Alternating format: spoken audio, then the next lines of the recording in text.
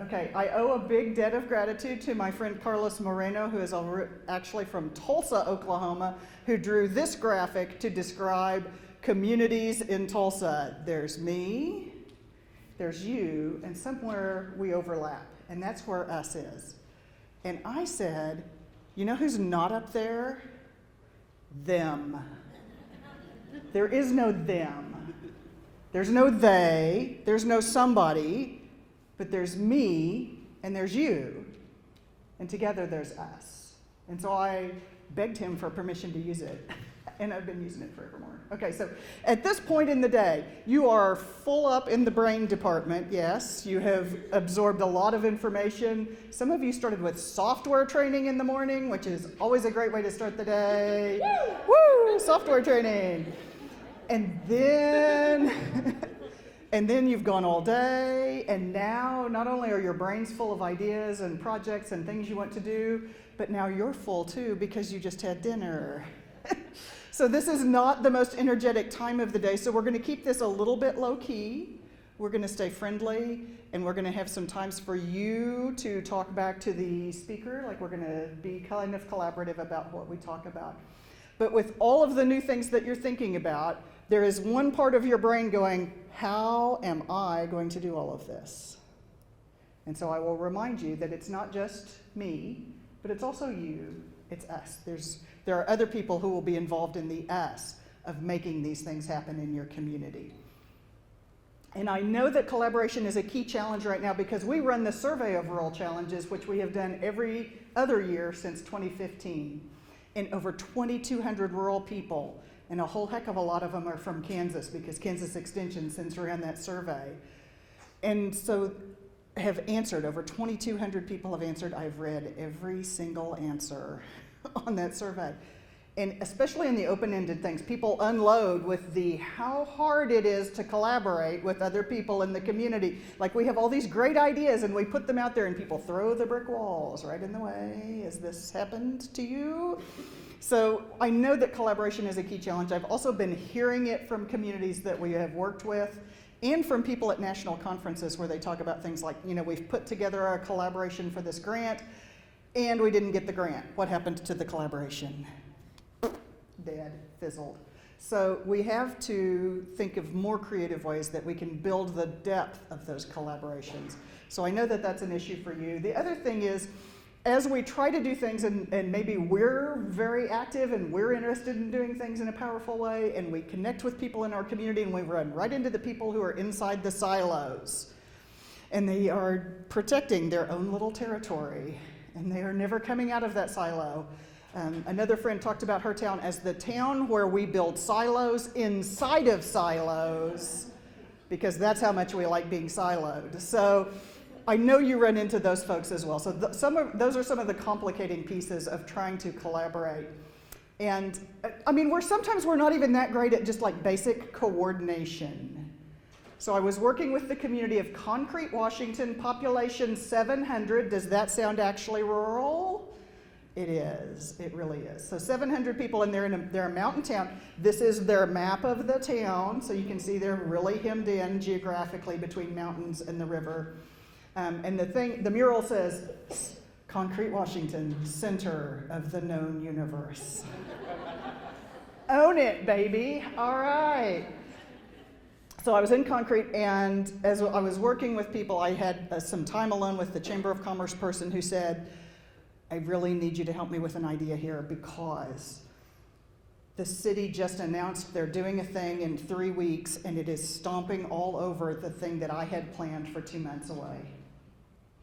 And I had no idea they were doing it. They could have just asked me, has this happened? I see some nods. This has happened in your town. This has happened to you. So what she asked me then is she said, I need you to help me make them tell me about what they're trying to do. Okay, so we can't make anybody do anything.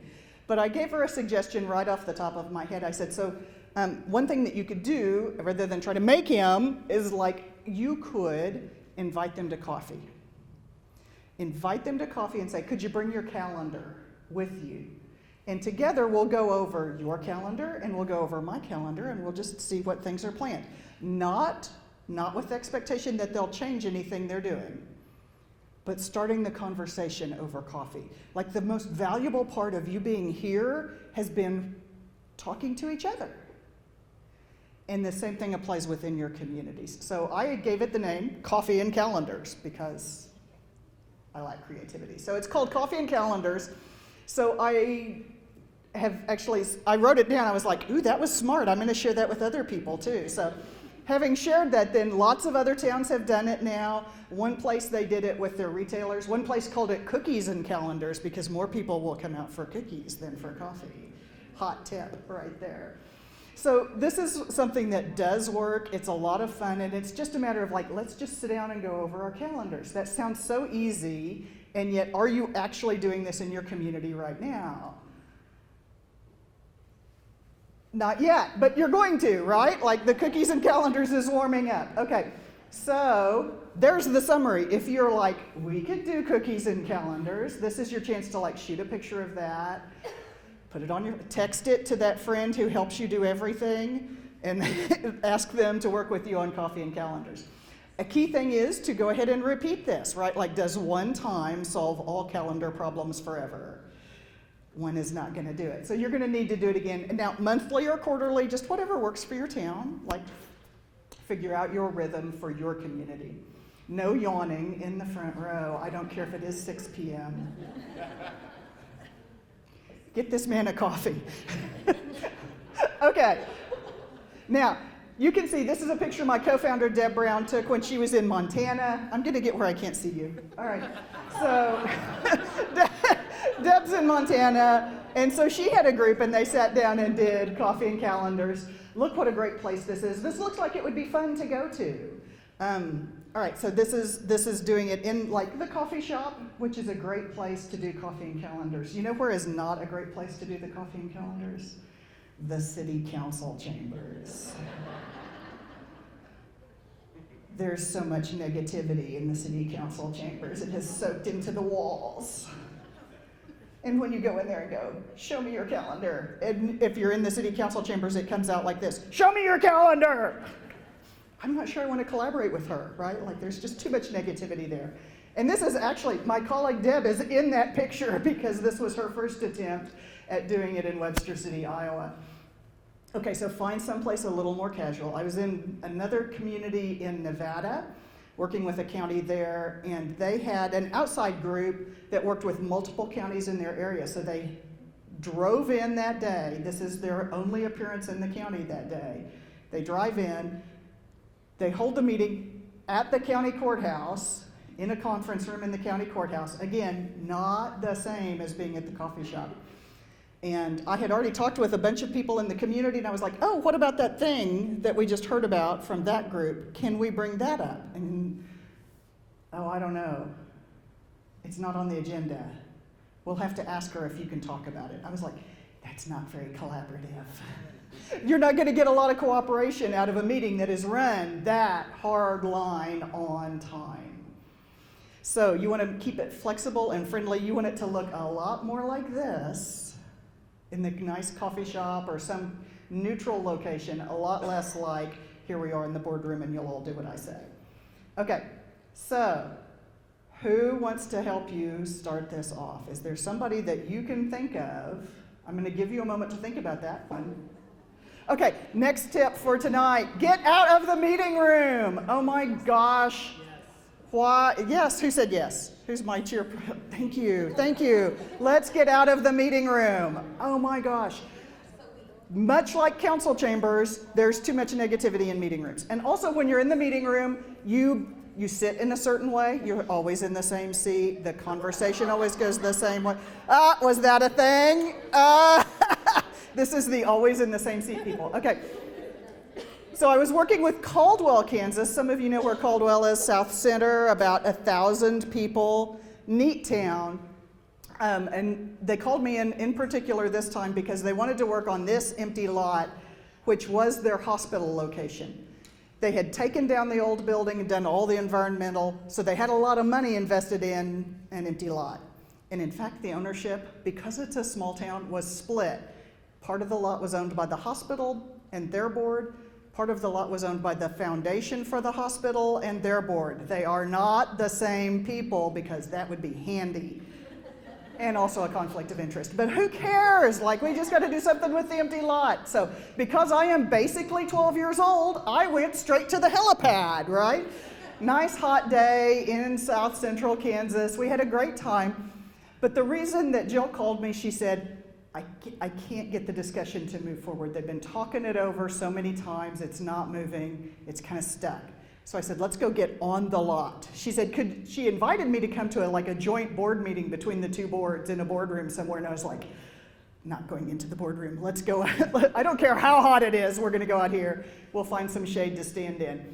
So we had that conversation on the empty lot and on the helipad, and we talked about what it could look like. And because I'm not from Caldwell, I could point and go, wow, look how close this is to the school. And look, downtown is right just over there. And look at all these houses right around this lot. What a great opportunity this is to develop some housing right in the downtown area, right in the central core of Caldwell. And afterwards, Jill said to me, I cannot believe how different the conversation was than the board meetings had been. There had been a lot of talk about, we've sunk so much money into this, we've invested in it, we put in the work, and then when we started talking about the benefit to the community, see, you know me, so I immediately started talking about, think what it would be good, what it would do for the community if we had 8 new houses right on this lot. How much easier would it be for you to recruit people that were going to work at the hospital? And then you could see lights kind of going on in front of over people's heads. But we couldn't do that in a meeting room, could we? We had to get outside the meeting room to make that happen. So that's my next challenge for you. It's a very casual challenge because it's that time of day. But what is a conversation you're having in your community that's stuck? And how could you take that out of the meeting room? And who could you invite? Caldwell invited someone that was a banker. They invited a person that was in real estate. So they had some outside expertise there. And even if you are subject to various open meeting laws or you need to post it, post the meeting, right? And then do it at the site. Go stand on the helipad. It's a lot more fun. So the next piece comes from North Carolina, and I've kind of given away the entire payoff right there on the slide. People have to connect as people before they can collaborate. And then there is Becky's first corollary to that law, which is you cannot order people to collaborate. But we hear it all the time. So this is from North Carolina. This is from Roanoke Electric Cooperative in North Carolina. Their new CEO in the 1990s was Curtis Wynn. Curtis is the guy standing up, leaning and holding up the wall there. He started as a lineman, kind of a neat dude. So Curtis is looking around in the 1990s for opportunities that can help improve the situation in his counties, which are not the most prosperous counties in North Carolina.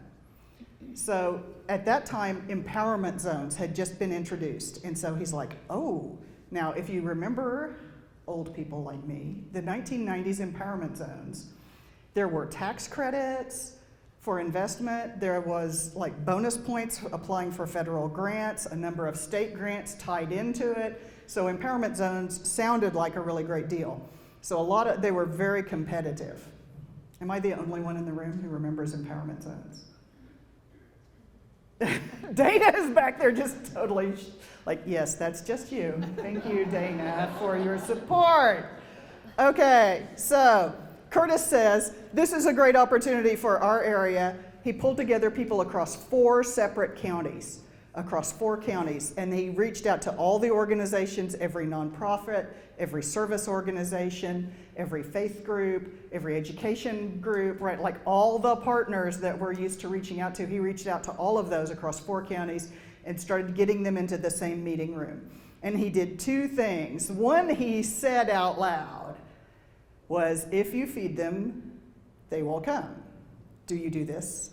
Are you a feed them and they will come? He said that was a rule at the electric cooperatives, was that's one of their laws.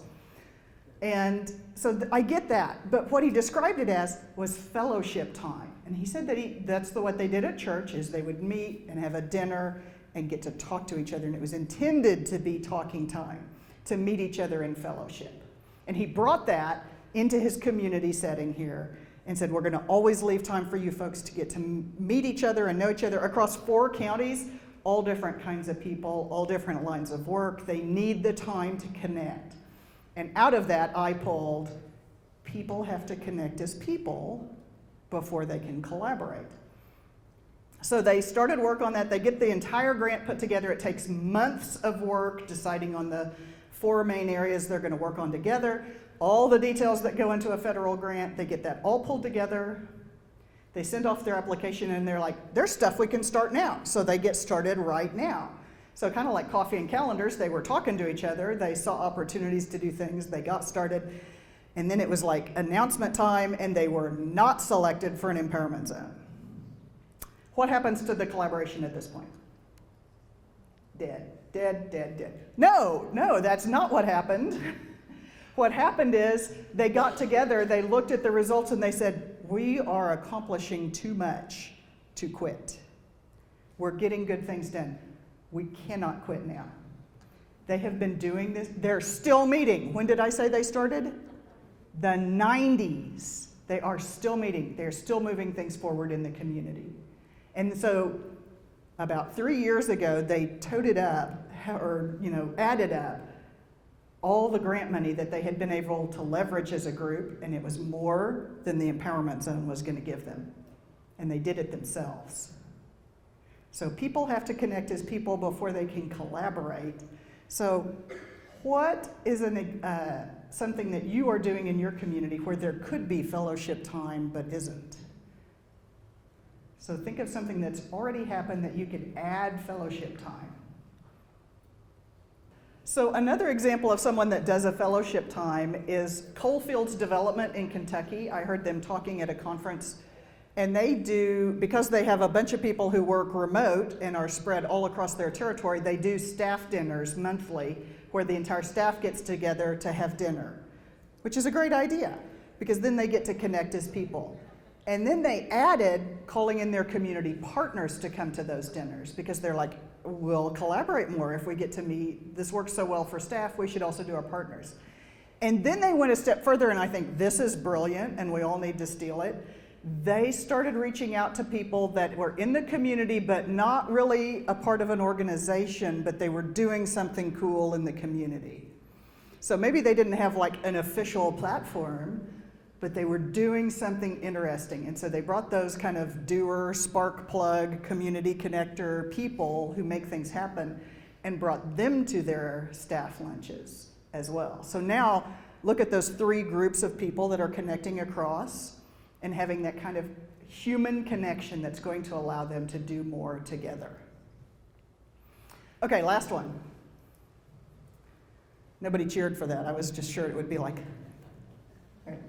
So I was working with Estill County, Kentucky. I worked with them initially in 2016. They had me back in 2022 because they were getting ready to go into a new strategic planning cycle. Their executive director, Joe Crawford, pulled down a whole bunch of plans that were on the shelf because that's where plans live, is on the shelf. So he's pulling them down and he's going, we actually did most of this stuff, which that's how you read a plan. Oh, did we do that? And he's like, we did really well. So he's like, I'm wondering what things we should put into the next plan. I said, Joe, I'm not going to talk to your people about what you should put in the next plan because that's not who I am.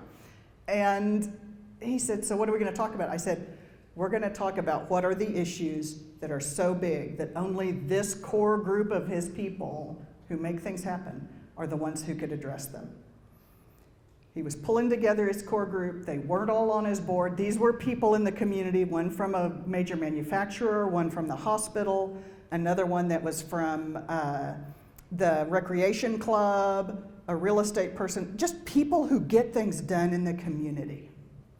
And so they pulled all of them together, and he brilliantly scheduled this session for the back room of the pizza joint. Yes. Some people did have beer, as a matter of fact, for those of you who are wondering. Yes. So we ate pizza and we talked about it. So Joe Crawford, when I said that, he's like, that just changed what we need to talk about. Oh my gosh. Okay, so that's what we talked about. And pretty quickly, you will be shocked to hear that the thing that came up right away was housing. Are you shocked? Y'all all look terribly shocked. Believe it or not, it was housing. So I said, okay, at that point I was like, so y'all are all people who make things, it was Kentucky, I could say y'all, it was fine. So y'all are all people who make things happen in the community. So like, what's going on with housing? And they kind of tell me some sporadic stuff. I'm like, so, you know, what do you have something planned? And the consensus of the discussion was, housing is so big and so intractable that there's no place to start. There's just too much to do. It's too much to face. No one group could take it on. I said, I bet there's one thing you could do to start. I bet there is. So let's start listing. So this is, and I'm just going to apologize. I just took a picture of the notes. The notes themselves do not matter. I'm going to tell you basically what's on them. But I said, who else cares about this or would be vitally interested in housing?